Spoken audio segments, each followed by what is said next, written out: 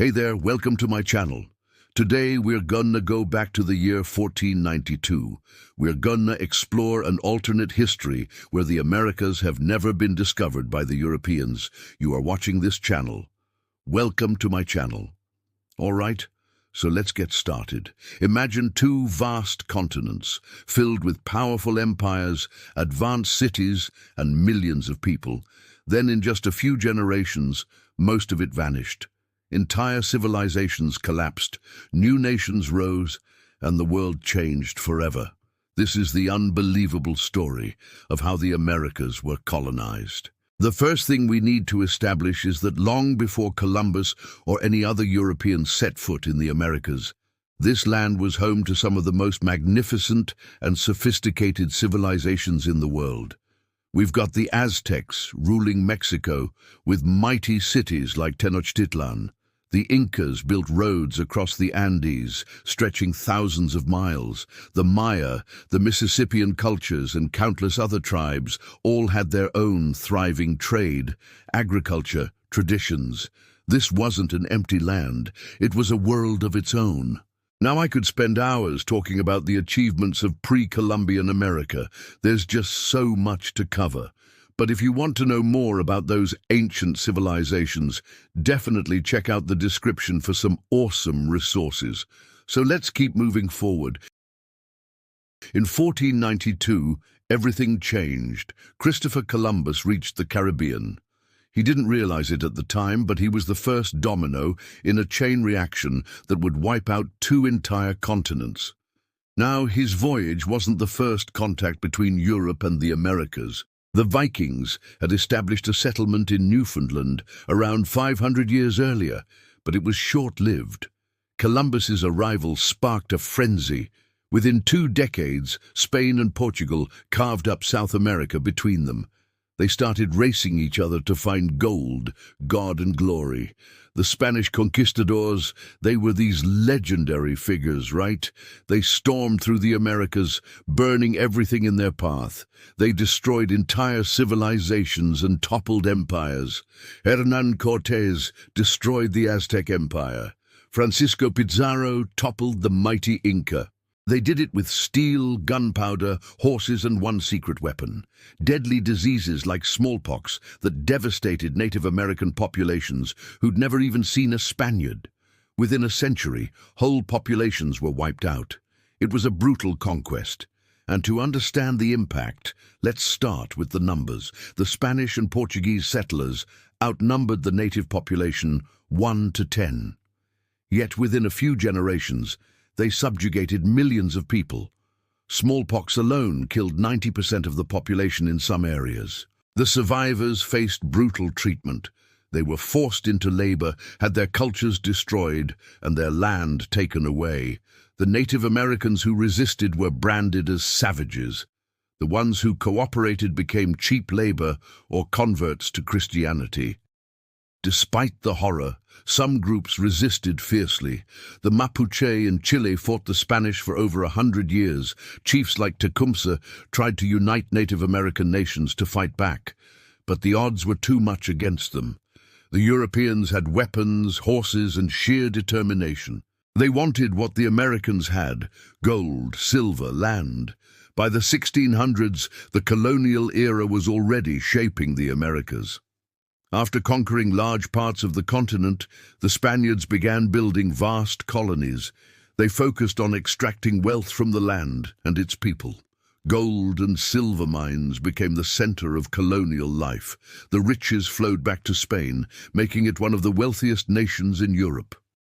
Back in the colonies, life was harsh. The climate was hot and humid. Cities were overcrowded and disease-ridden. Native Americans and the newly arrived Africans toiled in the fields, often under cruel and unusual conditions. Slavery had arrived in the Americas, and it would become the dark heart of colonization. Let's talk about the French and British colonies. While the Spanish colonies focused on mining, other Europeans set their sights on something else: agriculture. The French claimed Canada and the Mississippi Valley. The English established colonies along the Atlantic coast. They all wanted the same things: wealth, power, and land. But they competed with each other for control of the colonies. The Spanish colonies were primarily on the mainland, while the Portuguese focused on Brazil. The Dutch had their own colony in South Africa. And when it comes to slavery, the British were really into it. They developed the transatlantic slave trade, capturing millions of Africans and bringing them to the New World. They justified this by claiming that they were bringing Africans to freedom, but really it was about cheap labor for their colonies. To make their colonies profitable, Europeans turned to cash crops like tobacco, sugar, and cotton. These plantations required lots of work, and the solution was slavery. Millions of Africans were captured, chained up, and shipped across the Atlantic in horrible conditions. It was a brutal journey, and many didn't survive. Those who did ended up in colonies where they worked long hours for little pay. The slave trade had begun, and it would last for centuries. So why did they enslave Africans? Well, for one, the Europeans had dehumanized the Africans, seeing them as property rather than people. And also, they were conveniently available due to European colonization in Africa. But let me tell you, it was not easy being a slave. They were treated horribly, often beaten and abused. Families were torn apart. Slaves couldn't read or write. Their children were born into slavery, continuing the cycle. Some slaves managed to escape, forming their own communities away from the plantations. Over time, different racial categories emerged, like the mulattoes, which were the offspring of European men and African women. But none of this made slavery okay. It was a terrible part of history that should never be forgotten. But as bad as it was, the story doesn't end there. Let's talk about the real impact. First, let's talk about the land. As Europeans colonized the Americas, they took over the land of Native Americans, destroying their way of life and displacing them from their homes. The Europeans brought new plants and animals, but they also brought diseases that devastated Native American populations who'd never even seen a Spaniard. Second, let's talk about slavery. The transatlantic slave trade brought millions of Africans to the Americas, but not as equals. They were enslaved, forced to work long hours for little pay. Families were torn apart. Children were born into slavery, continuing the cycle. Third, let's talk about the wealth.